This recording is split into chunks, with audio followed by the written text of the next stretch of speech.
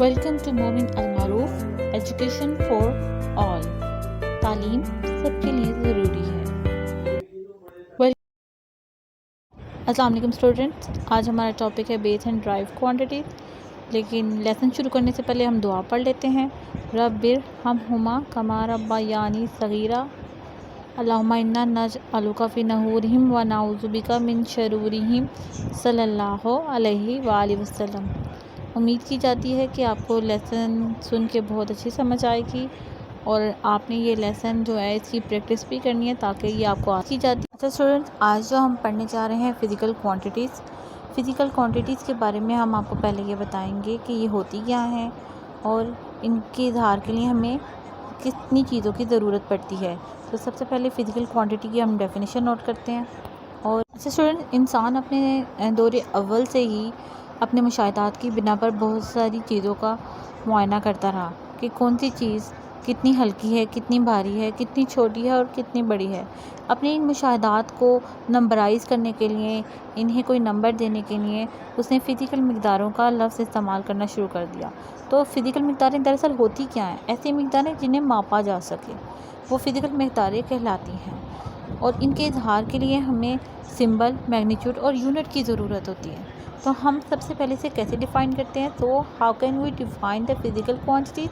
So the physical quantities are the quantities that can be measured, and physical quantities can be represented by their symbol, magnitude and unit. And what is the symbol? Period.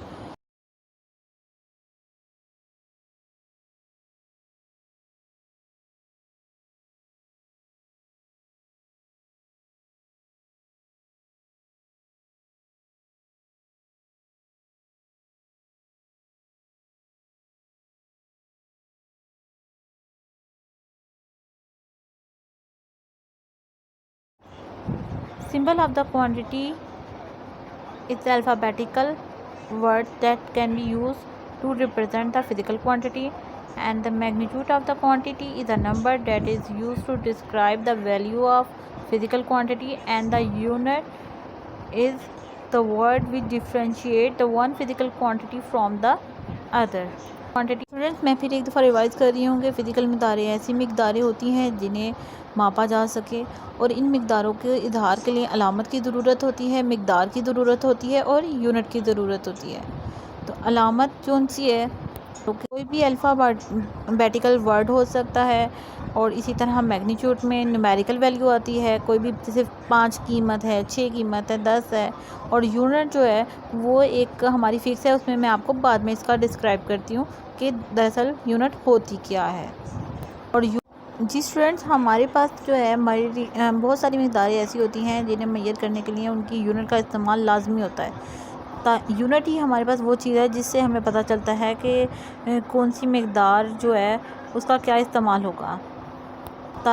Ji students, बताते हैं हम आपको कि physical मिक़दारें दो तरह की होती हैं, base quantity and drive quantities. Base quantities को हम बेस मिक़दारें कहते हैं और ड्राइव क्वांटिटीज़ को ड्राइव मिक़दारें कहा जाता है। बेस क्वांटिटी के इजहार के लिए जो यूनिट का इस्तेमाल किया जाता है उसको बेस यूनिट कहा जाता है, जबकि ड्राइव क्वांटिटी के इस्तेमाल के लिए जिन यूनिट का इस्तेमाल किया जाता है उन्हें ड्राइव यूनिट कहा जाता है। अब हमारे पास हम नेक्स्ट उसमें आपको बताते हैं इसकी डिटेल। तो base unit and drive unit. अच्छा स्टूडेंट, बेस यूनिट जो है वो बेस क्वांटिटी के लिए है, ड्राइव यूनिट जो है वो ड्राइव क्वांटिटीज़ के लिए यूज़ होती हैं। और मैं ये बताना चाहूँगी कि जो बेस हमारे पास क्वांटिटीज़ होती हैं वो दरअसल क्या होती हैं, वो ऐसी मिक़दारें होती हैं, इन्हें बुनियादी मिक़दारें भी कहा जाता है और ये पहले किसी से मिलकर नहीं बनी होती और ये इनकी जो तादाद है वो भी 7 होती है। ये नेचर की तरफ से फ़िक्स होती हैं, जबकि ड्राइव क्वांटिटी को हम उर्दू में माखूज़ मिक़दारें भी कहते हैं और ये तादाद में फ़िक्स नहीं होती बल्कि ये लातादाद होती हैं और ये किससे मिलकर बनती हैं? बेस मिक़दारों से मिलकर बनती हैं और इनकी यूनिट्स को भी ड्राइव यूनिट कहा जाता है। लातादाद होती जी स्टूडेंट्स, पहले भी जैसे मैंने आपको बताया कि जो बेस क्वांटिटीज़ होती हैं वो नेचर की तरफ से फ़िक्स होती है और इनका जो तादाद होती है वो 7 होती है।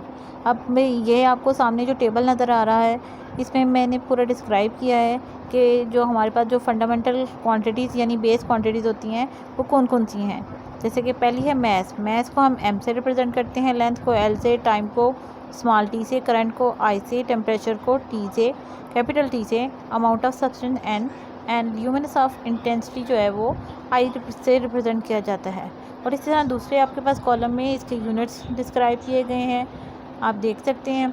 किलोग्राम जो है वो केजी से रिप्रेजेंट करते हैं, मीटर को एम से, second S, ampere A, kelvin K, mole MOL and candela CD।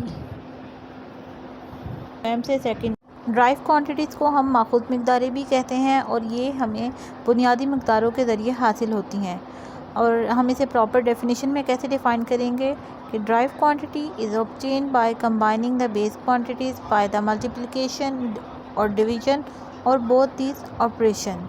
तो स्टूडेंट, इसको मैंने आपको पहले भी बताया था कि हम कैसे हासिल करते हैं। यहाँ पे देखिए हमारे पास एरिया है, एरिया का यूनिट है लेंथ।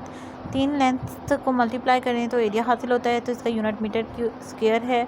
वेलोसिटी का फार्मूला जब आपको आता होगा तो यूनिट इसका हम आसानी से निकाल सकते हैं, यानी आप लेंथ और टाइम को डिवाइड करके ms-1 इसका यूनिट है।